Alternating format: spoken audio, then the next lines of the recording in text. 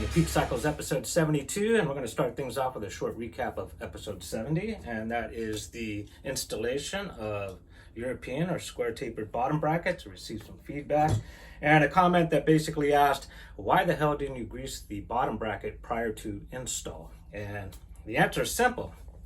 I never have. I've known of this, and after looking into it further, many, including most bike shops, grease the threads of the bottom bracket prior to installation. What that does is it helps with prevention of cross threading, which I did bring up in the video, that if it feels like you're forcing it to stop, start again, as it should thread in easily by hand with or without grease. Grease will certainly help. That's why people do it. In the same comment, grease also helps from rust. That's true. However, the conversion cups and the threaded portion of these bottom brackets are not steel, at least not the ones I'm using. At the end of the day, I do these videos mainly to provide general knowledge based on my personal experience. Nothing's set in stone. The videos merely plant a seed, or for those who don't know anything of the topic, hopefully provides a starting point. If after you watch the video, you have a better way or figured out a better way to do it, by all means do it. If anything, comment on the video. I'll be more than happy to share it here on the Peak Cycles YouTube channel. Moving on to the shop, I received a new tool, or actually an accessory for a tool. I'm pretty excited about it. Let's go ahead and take a look. New goodies for the shop. What can it be? What is it? What is it? Boom. 1.25" die for the JD squared bender there. Got some material here. We're going to test it out. And what is it for exactly? You'll soon find out come New Year's Day. Moving on to the bending die. This is an 1.25" JD squared bending die, and most custom bicycle fab shops don't stock this die. Reason being is don't really need one. Most frames are built on 1 inch or 1.5 inches, whereas handlebars are 7/8, 1.25". No need. However, I had a client reach out. He wanted something specific using 1.25", and I basically said, purchase the die and we'll make it happen. Rest is history.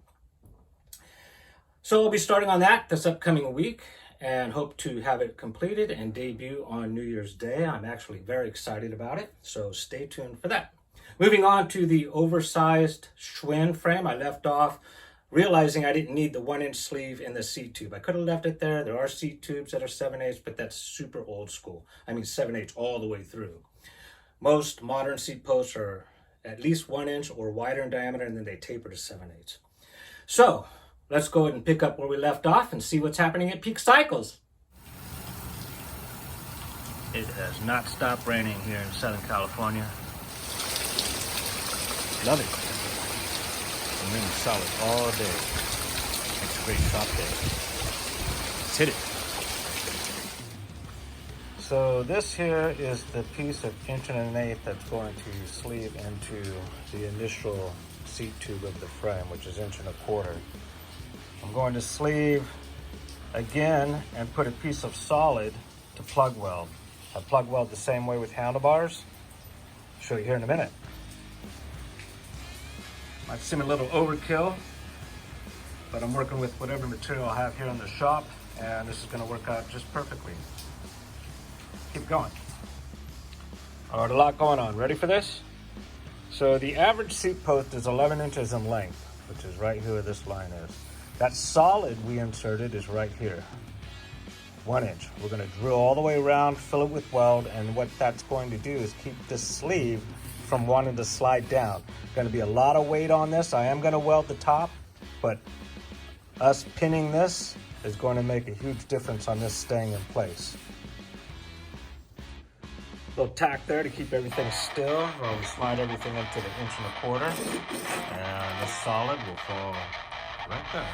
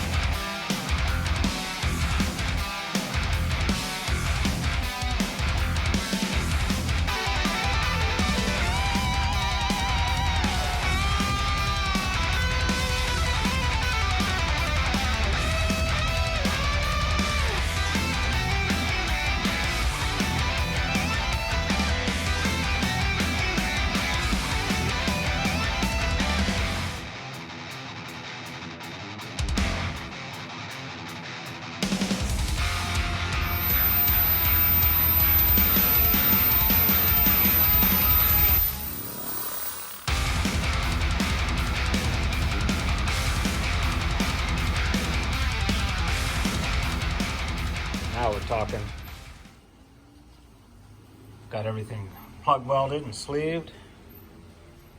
Let's get this up on the frame jig. Before we move on, I had a client reach out in regards to a comment I made in the last episode of setting the degree of angle on the tube notcher and blowing through it. So to serve better detail as to what I was referring to, let's go ahead and take a look. And here we have what's called a tube notcher, made by JD Squared. And I use this all the time for coping. It's rare that I use it to hole saw all the way through a stick like we did this past week. And on this frame, which is what I was referring to as far as blowing through it and setting your degree of angle, you can see there's the tick marks there. Loosen the bolt on the back, set your angle, tighten it back down, you're good to go. I'm gonna shoot a video. I'm gonna speed it up so you don't have to watch the whole thing, and you will see a hiccup of me pulling the hole saw back up before I blow all the way through. And what I'm doing is making sure that that top circle piece that we cut out doesn't fall and jam this up. Give it a go.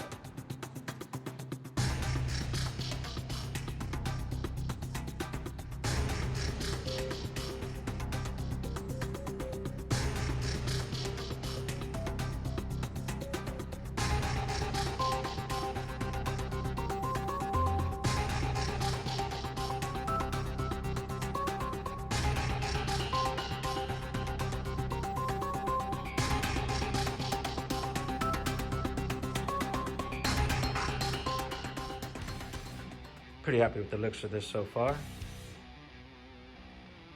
Quick mock-up, again using pinstripe tape and a piece of cardboard. This is our fancy CAD work, or cardboard aided drafting.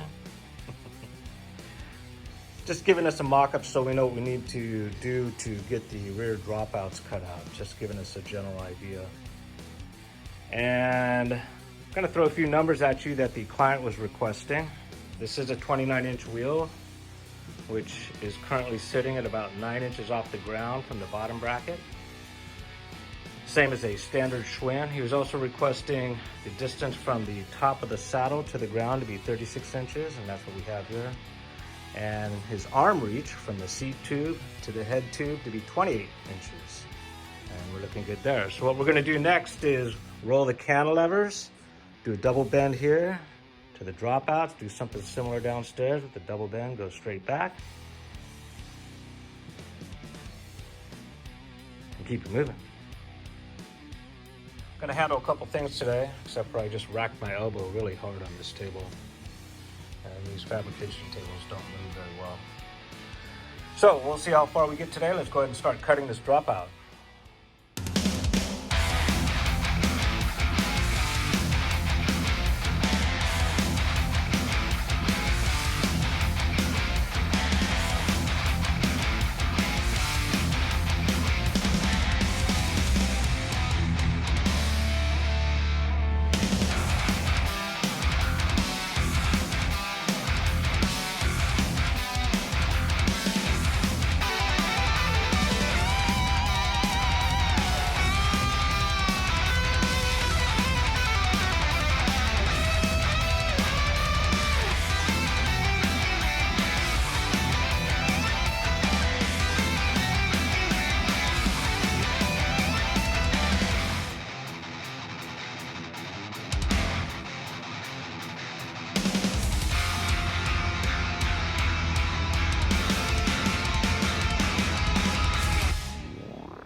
Pretty happy with those.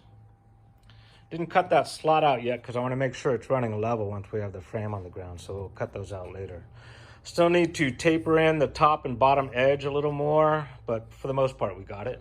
Got a little antsy and threw a piece of scrap up there to see how it looks with the cantilever and that tape line. Can you see it? Can you see it? Let's throw that wheel back on. Man, big boy frame. Schwinn style frame with 29s front and rear. Should be fun.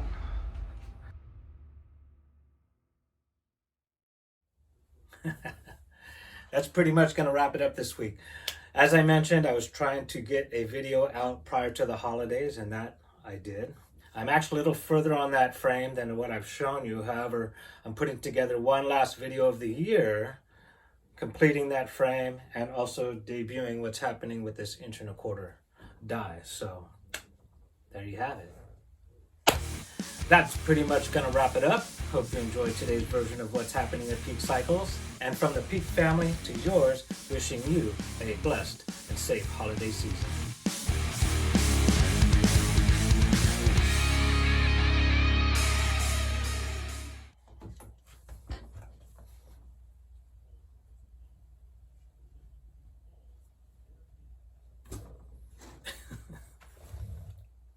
Morning. What? You hear that? Helicopter. Around and around and around. Take 15.